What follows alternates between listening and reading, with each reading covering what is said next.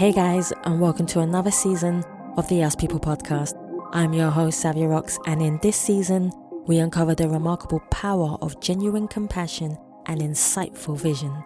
This season, we're here to show the world that we, as individuals, are the brand, regardless of misconceptions. Join us as we go deep into the inspiring journeys of our guests, each one a testament to the impact and influence of kindness and creativity. Don't just take my word for it. Hear their stories, feel their passion, and discover the transformative potential within us all.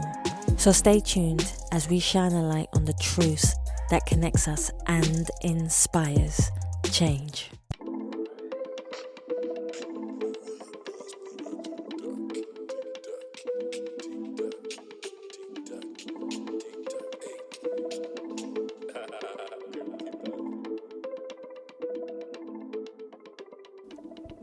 Hey guys, and welcome to another episode of the Us People podcast. I'm your host, Savia Rocks, and today this one is called No One Sees Pain. It's funny because so often we go through our lives thinking that pain comes and goes and happiness comes and goes, but not everyone sees pain. Some pain stays hidden behind a calm exterior, and believe me, I know how that feels. Or pain, as I see abundantly too often, can be hidden by a busy routine. And I mean this in the sense where someone can keep themselves tremendously busy constantly, and even if it's through work or family or doing things that they don't normally do just to hide the way that they're feeling. Also, what does pain look like? That's a question we need to ask ourselves. What does pain actually look like? Does it have a color? How do you know when your emotions are feeling pain? Because so many things can be defined by pain. What does pain look like when it's invisible? Is it keeping quiet and withdrawal?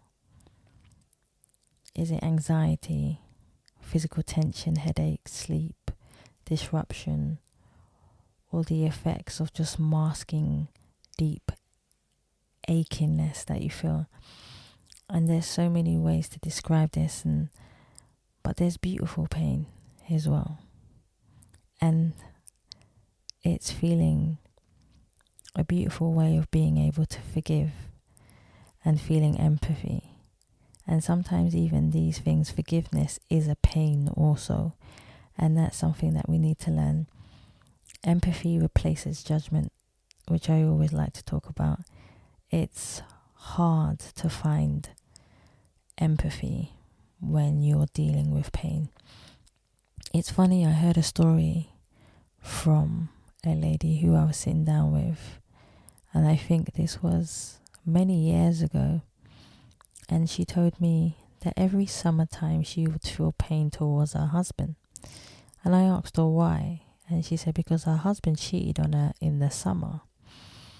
So I said to her, so every summertime you come around, you feel pain towards your husband? And she goes, he's a brilliant father, but he just cheated on me one summer. So I said, and then she said to me, if I divorce him, then he gets half of everything I have. So I said, what's more important? You having your money, but always feeling like you're always going to be bickering or fighting with this person, or finding forgiveness if you want to really love that person. And this is the thing, some of us can't go past when someone hurts us or cheats on us. And a lot of the time, pain is something that a lot of people deal with, people cheating on them a lot of the time, and they find it tremendously hard to forgive them. And if you can't step over that hurdle of forgiving someone, you need to ask yourself the fundamental question of, do you stay with them or do you just let them go to be free? Because there's no point in you yes, you can love someone, but every day you're looking at them and you're saying, I'm not forgiving you for what you've done to me. So I asked this lady, have you forgiven him? And it's funny, she never really answered the question. Then, ironically, today when I decided to do this podcast, I saw them. They didn't see me at all. And she did forgive him, because there was an embrace in both of them where he must have embraced her and she embraced him, and I could see the forgiveness. So it made me realize that there are people who can stay together even though they go through the pain of someone doing something to them and still have a beautiful life together. But there are also people who can't. And everybody's healing process is completely different. All of us heal at different stages in our lives. And sometimes one of the things that I learned is that when you're going through pain, the universe sends you the most unexpected person to help you heal. And it will be the most unexpected person in the most unexpected place. And sometimes having a connection with someone unexpected can help you to heal. Change your conversation, an act of kindness, or share vulnerability that bridges isolation. And I think that's something that a lot of us need to find in people. When someone is sent to you unexpectedly, that's the time when we need to embrace it, understand it, and knowing we are not alone in pain can be a painful reminder of shared humanity and resilience. Collective stories, which I always love to share with people that I connect with, there's nothing wrong with sharing a story of what you've been through and how you've been through it. But I always have these really random questions. And one of them I just said to you before was, what color is pain? And I don't believe pain has a color. But if it did have a color, it doesn't have to fundamentally be red, because everybody kind of says anger is red. But to me, I don't know what color pain is. And even though I'm seeing so much more pain in the world, it makes me want to just step back and have time of moments. And I'll explain what time of moments is. Time of moments, which I'm getting to explain and understand and see a lot more in my life. Time of moments is when I watch someone that I care about and hold that moment only for me.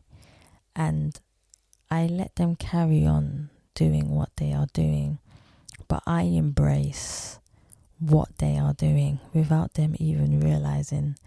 And sometimes it's a tilt of my head and a smile, or sometimes it's just me watching them, seeing what they're going through, and they not realizing that I can feel what they're going through, and feel just by seeing them who they are and how they're feeling within that moment in time. And pain is a rooted emotion. It can be sorrow, fear, shame, longingness, helplessness, or even longing for safety or belonging or understanding. And a lot of us in our lives have one of those things that we're longing for. It's coming how we throw ourselves into work or busyness to shadow pain. But healing often requires slowing down, naming the hurt, don't deny the hurt, and seeking genuine connection. And that happens.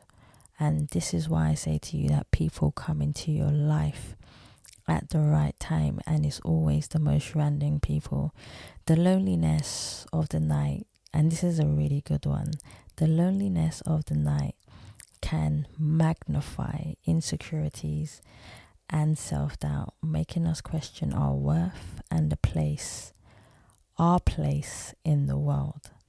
And that's so true. I find at nighttime, when you're by yourself, when no one is around, that is when you think the most about everything, because no one's around you.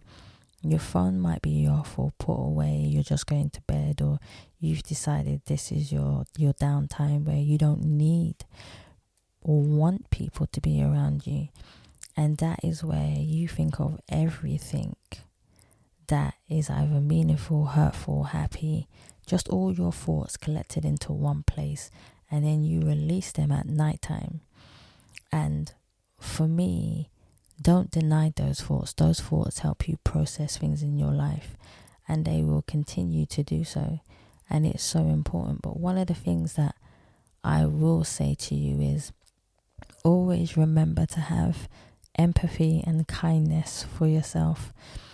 There are so many ways that I can explain that when people are unkind to you, and I don't want to defend them because I'm not going to, they can be going through something and not know how to show their emotions in the correct way. But I've learned in life that those people who do those things to you, hurt you by saying things, don't listen to you when you need it the most, but yet you're there to support them. It's one of those things where you turn around and eventually they will see that they have lost someone good, but they weren't ready for you. And that's not your fault. You have to keep on moving, and the universe will eventually give you someone who is on your level, on your understanding, who cares for you.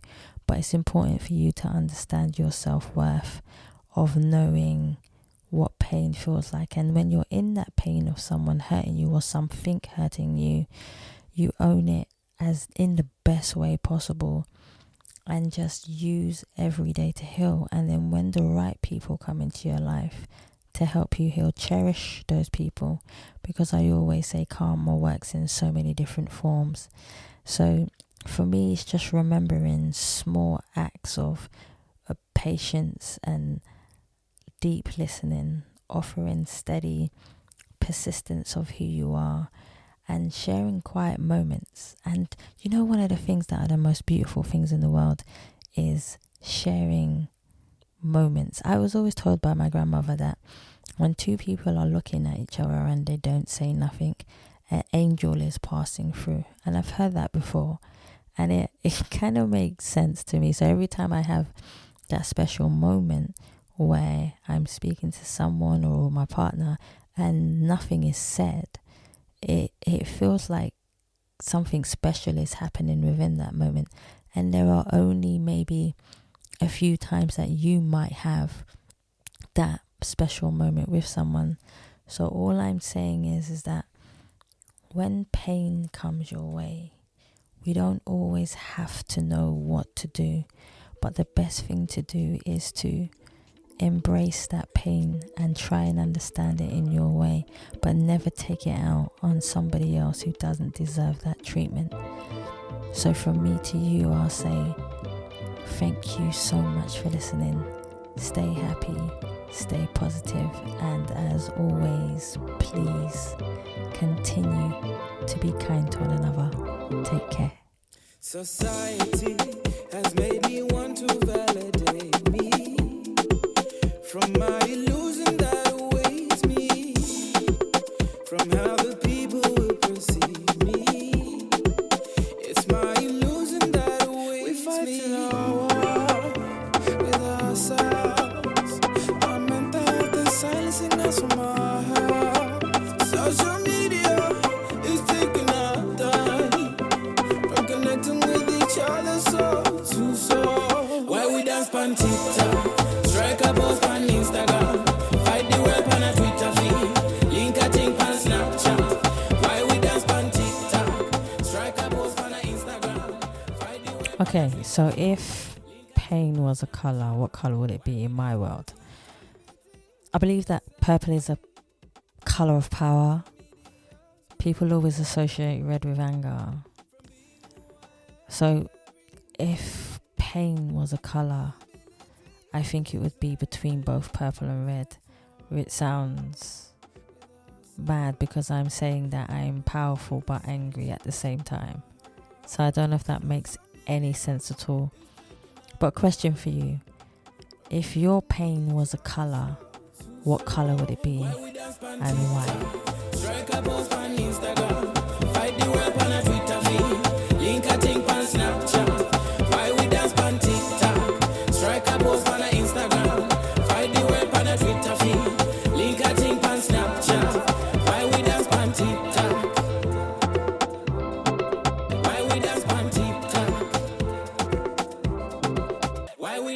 on TikTok?